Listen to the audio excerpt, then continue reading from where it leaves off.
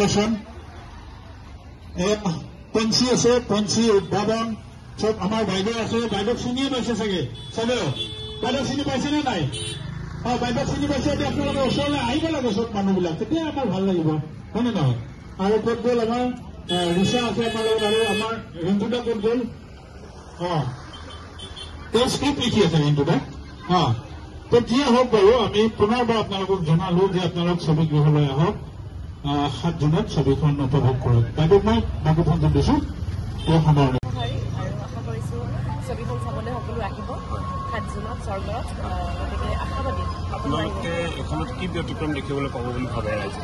ব্যতিক্ৰম মানে সকলোৱে মানে নিজৰ লাইফৰ লগত ৰিলেট কৰিব পাৰিব, সকলোৱে মানে নিজকে দেখি পাব কোনোবাখিনিত।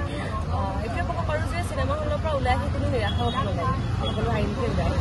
এতিয়া যিটো আমাৰ এতিয়া দুৰ্যোগৰ সময়, অসমীয়া বোলছবি বহুতেই দুৰ্যোগত পৰি আছে, তাৰ কাৰণে আপোনালোকে কিবা স্পেচিয়েলি ইয়াত কাম কৰিছে নেকি যে মানুহ ওলাই আহে চাউথৰ নিচিনা বিপ্লৱৰ সৃষ্টি কৰিব পাৰে? ভাল ষ্টৰি হ'লে, ভাল স্ক্ৰিপ্ট হ'লে, খুব ধুনীয়াকৈ লিখিছে শান্তনুদাই, খুব ধুনীয়া ষ্টৰিটো, বিৰাট ধুনীয়া। বাকীখিনি টেকনিকেলি বা বাকী হেৰিখিনি ৰাইজে চাই পেলাই গম পাব আৰু সেনেকুৱা হৈছে।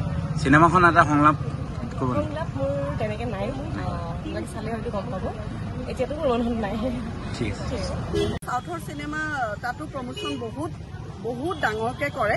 আমি হয়তো দেখা তাতে কাট আউটবিলাকে প্ৰকাণ্ড এটা বিল্ডিঙৰ নিচিনা কাট আউট হয়। আমি আমাৰ অসমীয়া চিনেমাৰ উদ্যোগটো যিহেতু এতিয়া উদ্যোগ হিচাপে নাই, গঢ়িয়ে উঠা নাই, গতিকে আমি খুব সৰুকৈ আৰম্ভ কৰিব লগা হয়। আমাৰ চিনেমা আহে, ধুনীয়াকৈ হয় প্ৰচাৰ, তাৰপিছত কেতিয়াবা আকৌ ম্লান পৰি যায় অসমৰ বিভিন্ন পৰিস্থিতিৰ কাৰণে।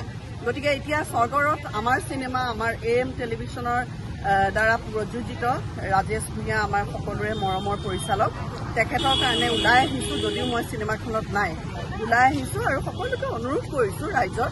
তাৰমানে এইটো নহয় যে আমি সকলোৱে কাষ চাপিব খুজিছোঁ, ৰাইজৰ বিনা আমাৰ একো অস্তিত্ব নাই, সেইকাৰণে আমি আচলতে ওলাই আহিছোঁ।